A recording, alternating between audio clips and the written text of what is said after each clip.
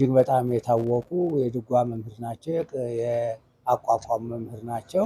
መዝሙር እየደረሰ ምን እያለ ሊቀ መንበር ሆኖ እየመራ ብዙ ነገር ነው የሰራው። ወደ እርሻ፣ ወደ ቁፋሮ፣ ወደ ከብት ጥበቃ እንጨት ስበር፣ እንጨት አምጣ ምናምን ነገር የለም። የሃይማኖት አበው ስብሰባ ቀርቶ አያውቅም።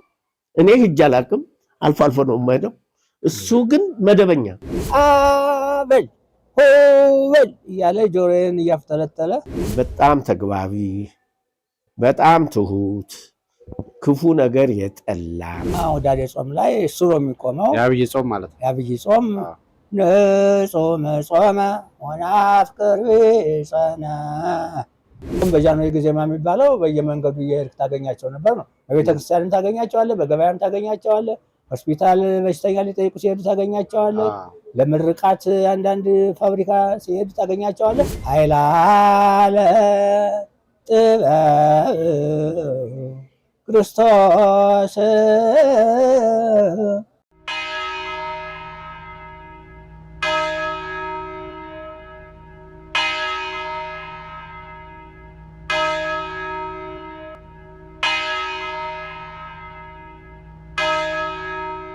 ስሜ አለሙ ኃይሌ ከልካይ እባላለሁ። መካነ ሙላዴ ወይም ደግሞ የተወለድኩበት ቦታ ላስታ ቅዱስ ላሊበላ ነው። ዘመነ ትውልዴ 1940ዎቹ አጋማሽ ነው። እርሳቸው ስለ ሀገር ጽፈዋል። እርሳቸው ስለ ሀገር ተውነዋል። እርሳቸው ስለ ሀገር ጠይቀዋል። የስድስተኛ ክፍል ተማሪ ነበርኩ። እንደገና ደግሞ የትምህርት ቤቱ የስቱደንት ካውንስል ተቋቁሞ ነበር። የተማሪዎች መማክርት ጉባኤ የሚባል ነበረ እና የዛ ፕሬዚደንት ነበርኩ። ዲሞክራሲያዊ የሆነ መንገድ ነው የተመረጥኩት እንጂ ቀላል እንዳይመስል። ጃንሆይ ሊመጡ ትምህርት ቤቱ ሊጎበኙ ነው ተባለ። መዝሙር ስናጠና ስንጠናቀቅ ላይ ሰነበት ነው ምክንያቱም ምንንም አድርገን እና ሲመጡ አንድ ጥያቄ ያስፈልጋል ተባለ። ጥያቄው ምን ይሆን ሲባል አሁን ባለፈው ዓመት አረፈ ፕሮፌሰር አያሌው ሽበሺ እሱ ነበረና ፕሮፌሰር አያሌው ሽበሺ ይህ ጥያቄ ያቀርባለሁ አመጣለሁ አለሙ ይጠይቃል ተባልኩ። ፕሮፌሰር አያሌው ምንድነው ያለው? ግርማዊ ሆይ ጅቡቲ ለኛ የምትሆነው መቼ ነው የሚል ጥያቄ ነበረ እና ያው እንግዲህ በብዙ ነገር ተመረጥኩኝ እና ይህን ጥያቄ ታቀርባለህ ተባልኩ። በእውነቱ በዛ እንግዲህ የነበሩ ምሁራን እጅግ በጣም በጥልቅ የሚያስቡ ነበሩ። እኛንም በትልቅ ደረጃ ለማድረስ ጥሩ መሰረት እንዲኖረን በድራማው፣ በክርክሩ፣ በመዝሙሩ፣ በተውኔቱ በብዙ ነገር ለማብቃት ጥረት ያደርጉ ነበር እና ከዛ ውስጥ እንግዲህ አንዱ ያው ጥያቄ እንድጠይቅ ተደረገ። የስቱደንት ካውንስሉ ሊቀ መንበር ነው የነበረው። የስድስተኛ ክፍል ስድስተኛ ከሁሉም ዲፓርትመንት ጃንሆይ እንዲህ ብሎ ጥያቄ ያቀረበ ሰው ነው። ጅቡቲ መቼ ነው የኢትዮጵያ አካል የምትሆነው የምትመለሰው ወደ ኢትዮጵያ ብሎ ጃንሆይን በስድስተኛ ክፍል እውቀቱ አቅርብ ተብሎ ያቀረበ ሰው። የከተማው ችግር ካለ ችግራችንን ወይም የትምህርት ቤት ችግር ካለ በዜማ እና ድራማ አሳይተን ነው መፍትሄ የምናገኘው። ውሃ አልገባልንም ነበር ትምህርት ቤት ገጠርጌ ይባላል። ከከተማው ራቅ ይላል እና ውሃ ይዘን ነው የምንሄደው በጠርሙስ እና ያው ውሃ አሁን ድራማ አሳየን። ጠርሙሱ እንቅፋት ይመታናል፣ እንወድቃለን፣ እጃችን ይደማል። ለሕክምና ለምንም ከምታወጡ ለምን ቧንቧ አስገብታችሁ ውሃ አትሰጡንም ነው። የቀረውስ እንኳ ጉዳት ባላመጣ አለቀ ጠርሙሱ ገጠርጌ እየመጣል። ከዛ በኋላ ኧረ እኔ ልጄ እንደዚህ ከሚሆን እኔ 5 ብር እሰጣለሁ፣ እኔ 2 ብር እሰጣለሁ፣ እኔ 3 ብር እሰጣለሁ። ተዋጣ ቧንቧ ውሃ አስገባን ማለት ነው። አንዳንድ ልጆች ደግሞ እንትን የሚሉ ነበሩ ስራ የሚታዘዙ እና እሱንም እንደዚሁ ድራማ አሳየን እና ወላጆች ተጠሩ። አስተዳዳሪው ባሉበት ወላጆቻችን ኧረ እባካችሁ ልጆች አለቀሱ፣ አዘኑ፣ ተከዙ። በትምህርት ጊዜ ስራ እየታዘዙ ልጆች አለቀሱ፣ መሪርን ባወጥተው የሚያበረታታ ተቆጭተው ወላጆቻችን ኧረ እባካችሁ ወላጆቻችን ኧረ እባካችሁ። ኧረ እኔ ከዛሬ ጀምሮ አላዘውም፣ እኔም ከዛሬ ጀምሮ አላዘውም። ትምህርቱን ይማር። በጣም ይገርምሃል። አሁን እኛ በመዝሙር ኢትዮጵያን እናውቃት ነበር ማለት ትችላለህ። አንደኛ ደረጃ እያለ እናት ኢትዮጵያ አምሳለ ገነት ሁሉን ታሳያለሽ እንደ መስታወት የፀሐይሽ ብርሃን ሙቀት ድምቀት አለው ነፋስሽ ያማረ ጠረኑ ጣፋጭ ነው። አበቦችሽ ሁሉ ጤና ነው ሽታቸው። እናት ኢትዮጵያ አምሳለ ገነት ትመግቢናለሽ ማርና ወተት። የአትክልቶችሽ ፍሬ ሕይወት የሚሆኑት ፈሳሾች ምንጮችሽ መንፈስ የሚያድሱት ምግባርሽ ምሰሶ አጥርሽ ነበልባል ስለማይለይሽ የፈጣሪ ኃይል እነሆ ጠላትሽ ሁልጊዜ ያፍራል። በቸርነት ያጌጥሽ እንከን የሌለሽ የሃይማኖት ሀገር አንቺ ብቻ ነሽ እያልን በጥሩ ዜማ በአራራይ ዜማ እንዘምረው ነበር። ይሄን እናንተ ናችሁ የምትዘምሩት? መምህሩ ያስተምረናል። የመዝሙር መምህር አለ። መዝሙር መምህር እኮ አሉ ስራዬ ብሎ መዝሙር መምህር አለ። የእጅ ስራ መዝሙር አለ። የሳይንስ መምህር አለ። የሳይንስ አለ። የህብረት አለ። አማርኛ አለ። የግብረ ገብ አለ። የታወቁ ቤተክርስቲያኖችም አሉ። አስኮላውም ትያየ ጨርሰው አሉ። እና በጣም ሰልጥኛ ነበር ማለት ትችላለህ። በዛን ጊዜ የፐርሻው ንጉሥ የነበሩት መሐመድ ሬሳ በንጉሠ ነገሥት ቀዳማዊ ኃይለ ሥላሴ ግብዣ ሀገራችን ኢትዮጵያን ሲጎበኙ ለንጉሱ የአበባ እቅፍ እንዲያበረክቱ የተመረጡት እርሳቸው ነበሩ። በዛን ጊዜ ከዲያቆና ካህናቱ ከፍተኛ የሆነ መዝሙር፣ ከፍተኛ የሆነ ወረብ፣ ሽብሸባ ቅኔ አድርገውላቸዋል። ከዛ ደግሞ ዲያቆናት አበባ ያበርክቱ ተባለ። ከዚያ ውስጥ እንግዲህ ቀያይ ልጆች ይመረጡ ተብሎ አንድ 4 የምንሆን ቀያይ ልጆች ተመረጥን። ከዚያ ውስጥ ደግሞ እኔ ደግሞ ትንሽ የበለጠ ተመርጬ ያው እንግዲህ እኔ በድቁናውም አለሁ እላለሁ፣ ድምፁም አለ። በትምህርት ቤትም በዘመናዊ ትምህርትም እንግዲህ አለሁ እላለሁ። አለሙ የሚባልበት ጊዜ ነበርና እሱ ለዛ መንግስት ተባለ። ግን እነዚህ ጠየምጠ የሚያሉት ብዙ አኩርፈው ነበረ።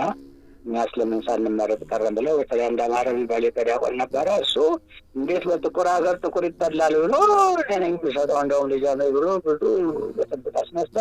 ከዛ ተው ተባለ። አለሙ ለጃንሆይ እያቅርብ አንተ ለመሐመድ ሬሳ ባህላዊ አድርስ ተባለ። እሺ ተባብለን እንግዲህ በሰልፍ ነው የምንሄደው።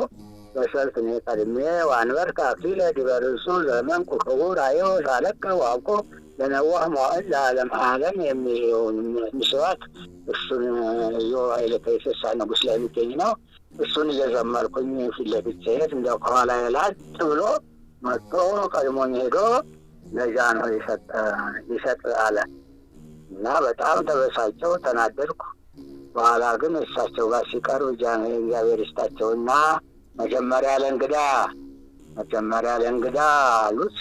ለመሐመድ ራሻ ባህላዊ ሰጠ። እሱን ጃንሆይ በጃንሆይ አሰከውኩኝ። ከዛ በኋላ ማምን እንግዲህ እኔ በቴሌቪዥን የምታየው አልኩ፣ እኔ በጋዜጣ ማወጣው እጃቸውን ነካሁት አልኩ። ንጉሥ ፊት የቀረበ ሰውዬ እንግዲህ ሞገሰው እኔ ነኝ አልኩ እና ጃንሆይ ጋር መቅረብ ያኔ እጅግ በጣም ያው እንደ አምላክ ነው የሚታዩት። በሁለተኛው የኢትዮጵያ ኦርቶዶክስ ተዋሕዶ ቤተክርስቲያን ፓትርያርክ ብፁዕ አቡነ ቴዎፍሎስ እንደተመሰረተ የሚነገርለት የሰንበት ትምህርት ቤት አገልግሎት ውስጥም ያለመታከት አገልግለዋል። በተለይም በካቴድራል ቅድስት ሥላሴ ሰንበት ትምህርት ቤት በአገልግሎት ይታወቁ ነበር። ሃይማኖተ አበው የተሰኘ ማህበር ውስጥም የላቀ ተሳትፎ ነበራቸው። በዚሁ በካቴድራል ቅድስት ሥላሴ የስብከተ ወንጌል ክፍል ኃላፊ በመሆን ለ6 ዓመታት ያክል አገልግለዋል። በዛን ጊዜ እሁድ ሥላሴ ትምህርቱን ዘግቶ ምን ብሎ ሃይማኖተ አበውና ሳንዴይ ስኩል በዚህ ሥላሴ ዘወትር ነው የሚገኘው። እሁድ ሃይማኖት ስብሰባ የሃይማኖት አበው ስብሰባ ቀርቶ አያውቅም። እኔ ሂጅ አላውቅም፣ አልፎ ነው የማይደው። እሱ ግን መደበኛ እኔ ከዚያ ሥላሴ እንትኑኝ የተቀጠረ ካባላምሽ ዘምር ያላቅም። እሱ ግን መዝሙር የቤተ ክርስቲያን ልቅነቱ የግዝ ምናምን እንትነቱ ምኑም አይታየው።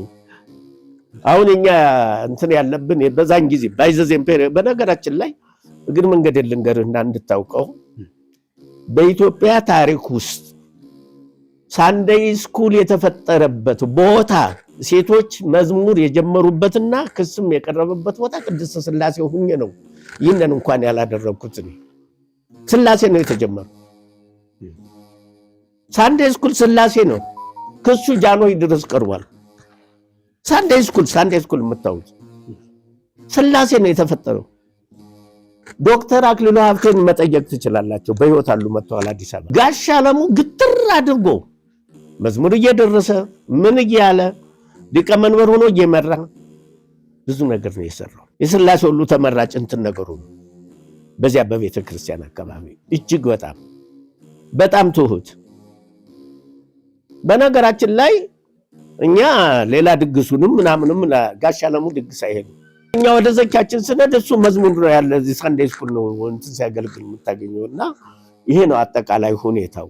የቤተ ክርስቲያን ላሊበላ የሊቃውንቱ ምናምን ያንን ዜማ ብዬ ምናምን ደግሞ እዚህ የሴቶቹ ወንዶቹ ጋር ተዘምር ምናምን ይህ በቃ ትሁት ስለሆነ ተፈጥሮ በፍጹም ቅር አይለውም።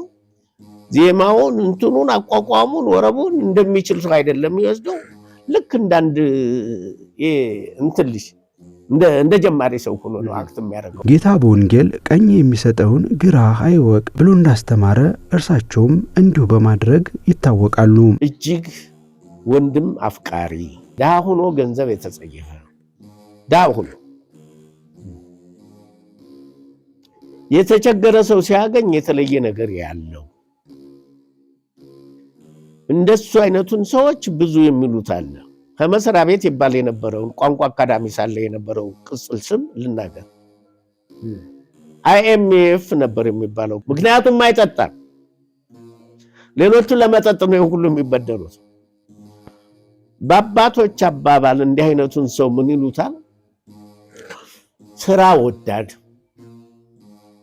እጁ ደግሞ ከመስጠት የማይቆጠብ ብለው ይሉትና በቀኝ እጁ እየጻፈ ይባላል። በቀኝ እጁ እየጻፈ የተቸገረ ሰው ከመጣ ጽሁፉንም ሳያቋርጥ በግራ እጁ ከኪሱ አውጥቶ ገንዘብ ይሰጣል ከሚባሉት የነዚህ አይነት ሰው ልጅ ነው። እሱን ነው የሚመስለው። አንድ ያደረገውን ነገር ልናገር፣ ያይን እንደው ደረቁን ምስክር ነው። አንድ ሰውዬ ጋር ይነጋገራል። ምንድነው የተነጋገረው? ብራና ልተረጉም ስለሆነ መጽሐፍ ልተረጉም ስለሆነ ይረዱኛል ብሎ ይላቸዋል ሰውየው። እና ሞከሩ። እንደሞከሩ ምንም አልቆዩም፣ ይሞታሉ።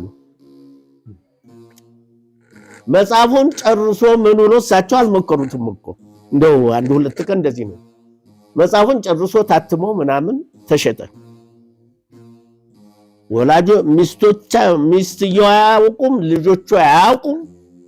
አንድ ቀን በዚህ የደረጃው ላይ ሲወርድ ነው እሱ ሲወጣ ተገናኘ። እንዴት ሴት ልጅ ወጣት ልጅ አለ አብረዋል። የኔታ ከሌ ልጅ ናት ምናምን አካባቢና ቶሎ ተዋወቃት ምናምን ሰውየውን አቃቸዋለሁ በቃ ይላል። ልተው 10,000 ብር ነው የተሰጠው መጽሐፉ። ምንም ትንሽ ነው የሰጠው። ለአባትሽ ቃል ገብቼ ነበረ ይተርጎምና በቃ ሳንቲም ይሰጥዎታል ብዬ ነበር። እግዚአብሔር ስለሚያይ አንቺም አታውቂም እናትሽም አታውቁም። ልጅቷ አላውቅም በፍጹም እናትሽም አታውቅም እኔም አናውቅም ያለች። ያንን ገንዘብ ምንም እኮ የለውም። እዚያ መሰሪያ ቤታችን በጠቅላላ በማህበራዊ ህይወት አቶ አለሙ ከለለማ ምን በዓሉ በዓል ይሆናል የሆነ የግን ወልደታ ጋዘሪንግ ምናምን ይሄ ስብሰባ ላይ አይደለ ጫወታ ምናምን ሙዚየም ቀን ምናምን የተባለ እንደሆነ ሂውመሩን የሚያስቀውን ምኑን ነገር ደግሞ ማስታወሻ ሲዝ የተለየ ነው። እዚያ ወይ በማስታወሻ ወይ በቃሉ ደግሞ በቃሉ የተናገረው ደግሞ ያንደበቱ ጣፋጭነት ልናገር የለም። እንዲያውም አለማየሁ ሞገስ እንደ ቋሚ ንስሐ አባት አማርኛ ማነው አለማየሁ ሞገስ በሚያስተምሩት የአማርኛ ዲፓርትመንት ላይ እሱን ነው ቋሚ ሁሉ ጊዜ የሚያጽፉት የሚያስነበቡት። ምን አሉ አንድ ቀን እንደ አንደበታቸው ይህንንስ እንደው አፍ ቢስሙት። ሀገራችን ኢትዮጵያ ከጥንታውያን ሀገራት መካከል አንደኛዋ ስለመሆኗ በርካታ የታሪክ ድርሳናት ምስክሮች ናቸው። በተለይም የመካከለኛው ዘመን ነገስታት የራሳቸውን አሻራ በማኖር ይታወቃሉ። በዛሬው የዋኖቻችን አምድ ያቀረብናቸው እንግዳ የአምስት ነገስታትን ዜና መዋዕል ከተጻፈበት የግዕዝ ቋንቋ ወደ አማርኛ በመተርጎም ለታሪክ ጸሐፊዎችና ተመራማሪዎች ትልቁን የማዕዘን ድንጋይ አኑረዋል። ከብራና ድርጅት በኋላ ወደ ቤተ መዛግብትና ቤተ መጻሕፍት ድርጅት ነው የተዛወርኩት። እዛም ተርጓሚ ተብዬ ነው የተቀመጥኩት። ከዛ በኋላ ቅርስ ጥናትና ጥበቃ ባለስልጣን አንድ ማስታወቂያ ወጣ። ማስታወቂያው ምንድነው? የዶኩመንቴሽን የቤተ መጻሕፍት ምርምር ላይብረሪ ኃላፊ እንፈልጋለን ብሎ ማስታወቂያ ወጣ። ተወዳደርኩ፣ አለፍኩና ቅርስ ጥናትና ጥበቃ ባለስልጣን የዶኩመንቴሽን የቤተ መጻሕፍትና የምርምር ኃላፊ ሆንኩ። እና እዛ ጥሩ ቤተመጻሕፍት አለ፣ ላይብረሪ አለ። እና እዛ እየሰራው እያለው ስራው እንግዲህ በየገጠሩም እየዞርኩ ሃይማኖታዊ በዓላትን፣ ትውፊቶችን፣ የጥንታዊ ትምህርት ቤቶችን የመማር ማስተማር ሂደት ምን ይመስል እንደነበረ በጽሁፍና በካሜራ እየቀረጽን ብዙ ስራ ሰርተናል። ከዛ በኋላ እንዳጋጣሚ ቤተ መጻሕፍት ሳነብ አፄ ገላውዲዮስ የሚል በግዕዝ የተጻፈ ጽሁፍ አገኘ። የት አገኙ ማለት ነው? የት አካባቢ? ላነብ የቅርስ ጥናትና ጥበቃ ላይብረሪ አለ ቤተ መጻሕፍት፣ እዛ ውስጥ አገኘሁ። አፄ ገላውዲዮስ የሚል የእሳቸውን ዜና መዋዕል ነው በግዕዝ ተጽፎ፣ በግዕዝና በፖርቱጊዝ ኦር በጣሊያንኛ እና ሳነበው በጣም ደስ አለኝ። ምን ይላል እሳቸው? በጣም የሚገርም ነው። አንሰ ይፈቅድ እርአይ ሙስናሁ ለሀገር እንጃለኩ በዛቲ ምድራዊ ህይወት ይላል። እኔ በዚች ምድር በህይወት እያለሁ የሀገሬን ጉዳይ ወደኋላ አልልም፣ የሀገሬን ጥፋት ማየት አልፈልግም።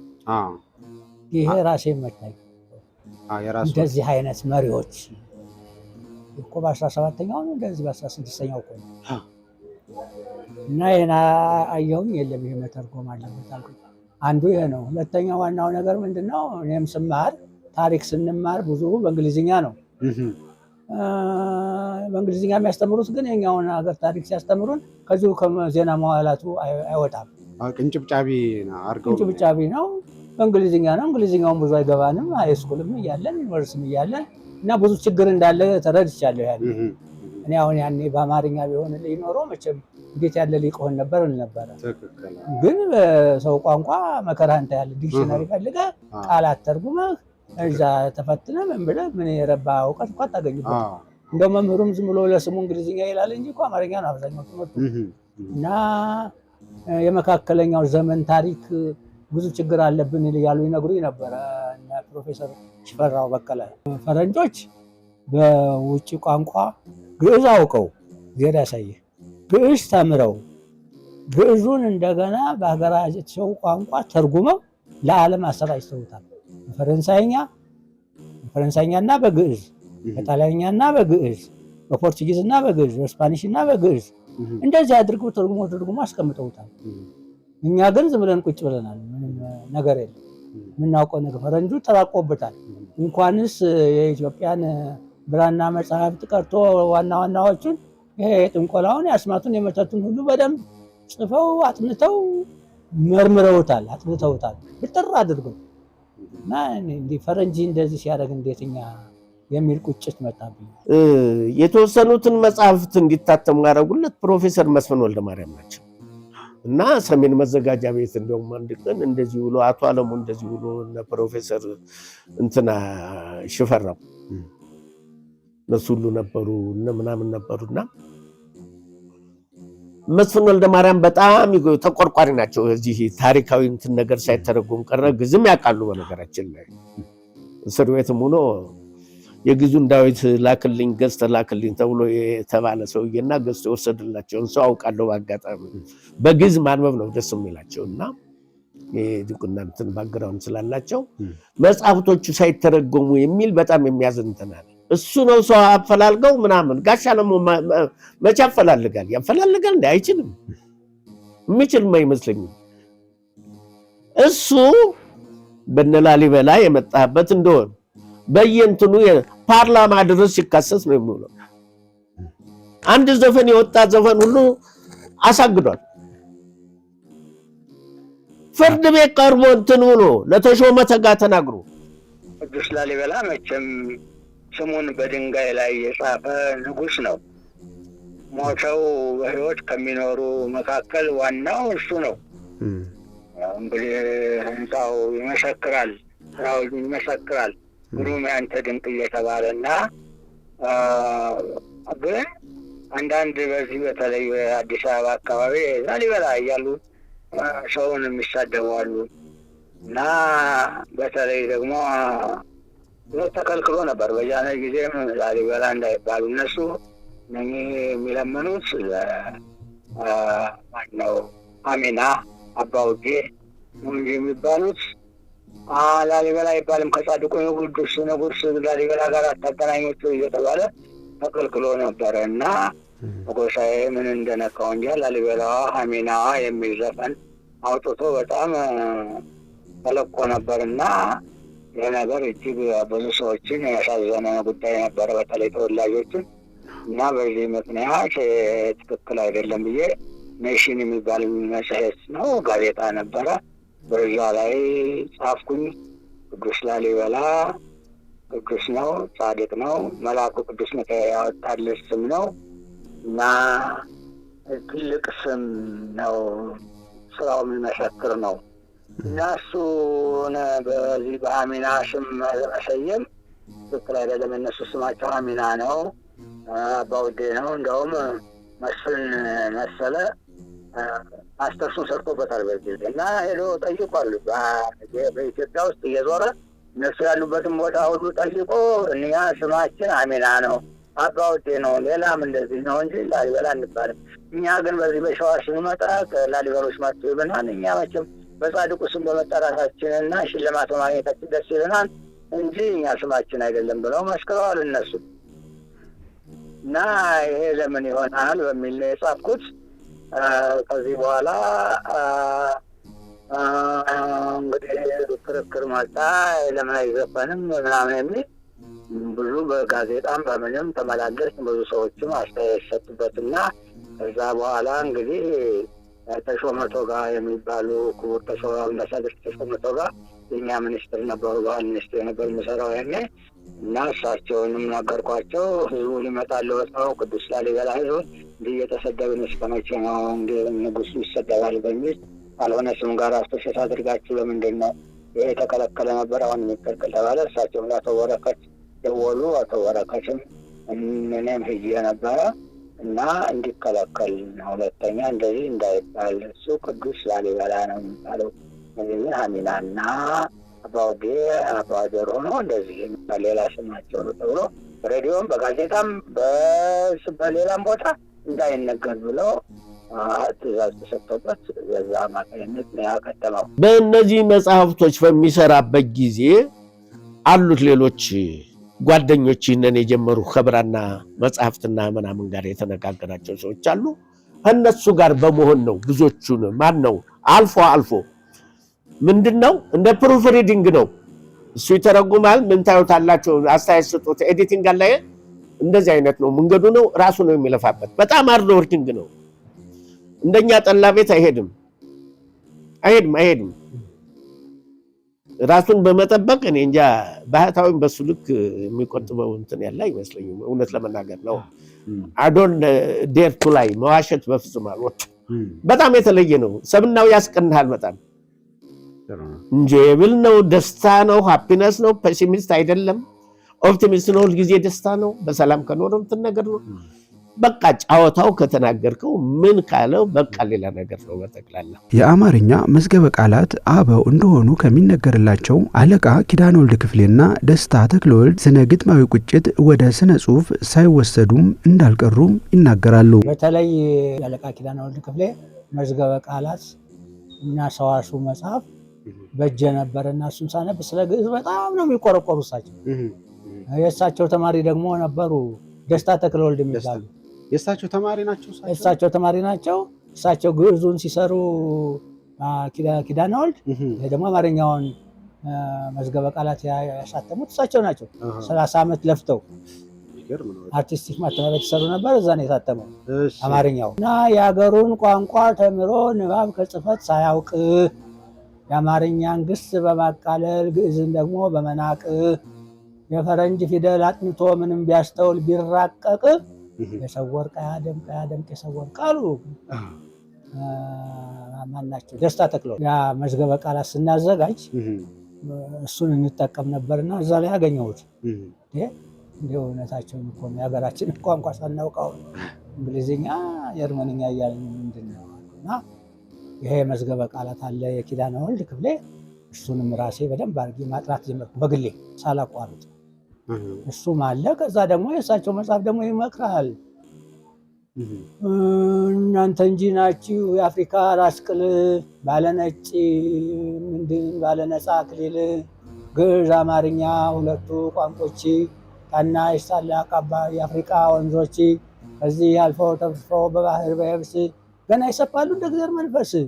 ስለ አማርኛና ስለ ግዕዝ ክብር ዋዜማ ተቁሟል በብዙ አህጉር እያሉ እንደው በቃ በውጭ ሀገር ስለሚደረገው ጥናት የማናውቀው ፊደል ሩዝ ከሚስዮን ቤት ስንጋበዝ በጭፈት ወጭት በቀለም ዳካ በምላስ በብር በቀለም ማንካ የውጭ ቋንቋ ብንፈተፍት አያጨግበንም ለሩቅ ራት ለዘመቻዎች ስንቅ የሚሆን የዳቦ ቆሎ ግዕዛችን በነዋ ዘመን በቀን ብዛት የማይነቅዝና የማይሻግት አማርኛውም የንብ እንጀራ በላስቶች ቀፎ ቀድሞ ሲሰራ ከአረብ ከሱርት ከዕብራይስጥ የተቀመመ እጅ ጥፍጥ እያሉ እንደው በቃ ግዕዝን እንደው እንድትወደው እንድታፈቅረው የሚል እንደውም አንድ ጊዜ በ72 ዓመተ ምህረት ገና ተማሪ እያለሁ ስብሰባ ነበር፣ የደራሲያን ስብሰባ እና እነ በዓሉ ግርማ ሁሉ ነበሩ እና አቶ አዲስ አለማየሁ እሳቸው ይኖሩ አይኖሩ እንጃ ደራሲ የተባለ በዛን ጊዜ የነበረ ደራሲ ሁሉ ተሰብስቦ ነበር። ክሬቲቭ አርት ሴንተር የሚባል ወይም ባህል ማዕከል የሚባል ነበረ። እዛ ነው አዳራሹ እና ስለ ግዕዝ ተነስቶ ግዕዝ እንዴት አይነት ጥቅም ያለው ቋንቋ እንደሆነ እነ መንግስቱ ለማ እንደው ብዙዎች እና አለማየሁ ሞገስ ዩኒቨርሲቲው ግዕዝ መምህር ናቸው። እንደሱ ሁሉ ጥሩ ጥሩ ንግግር አደረጉ። በዓሉ ግርማ ደግሞ ሲጠየቅ እኔ እንደምን ይቆጭሃል ተብሎ ተጠየቀ። እኔ እስካሁን ከሚቆጨኝ ነገር የሀገሬን ትምህርት ግዕዝ ባለማወቄ ነው። ግዕዝ ባለማወቄ ነው እንጂ ግዕዝ ባውቅ ኖሮ ከእነ አዲስ አለማየሁ የበለጥኩ እንጂ አነስኩበት ደራሲ ያልሆነ ነበር ሲል ሰማሁ። በጣም ግዕዛችን በጣም ትልቅ ቁም ነገር ያለው ነው እና ስለ ግዕዝ ሳጠና እንደተባለውም ገና በድንጋይ ላይ ጽሑፍ ጀምሮ ቢሲ ገና ከክርስቶስ ልደት በፊት ጀምሮ በድንጋይ ላይ ተጽፏል። ከድንጋይ ላይ በኋላ ብራና ላይ አርፏል። ብራና ደግሞ 1600-700 ዓመት ተጽፎበት መዓት እስከ 1.5 ሚሊዮን የሚደርስ ብራና አለ ይባላል በኢትዮጵያ ውስጥ እና ይሄ ሁሉ እያለ እንዴት ሳይጠና ይቀራል? እንዴት ፈረንጅ ሲያጠናው ለምን አልኩና እኔም እንግዲህ ተረጉማለሁ እየተነሳው አቶ ጃራ ኃይለማርያም ነበረ የስራ አስኪያጁ። ገባሁና ይሄ እንዲህ ነው የጽሁፍ ቅርሳችን ነው፣ ትልቅ ነገር ነው፣ ልተረጉመው ነው፣ በጀት ፈቅዳለሁ ያልኩት ለአራሚዎችም ለማተሚያ ቤትም ለሁሉም ጠየቅኩ። ስብሰባ አደረጉ። ጊዜው በእርግጥ እንትና አልተፈቀደም ነበር።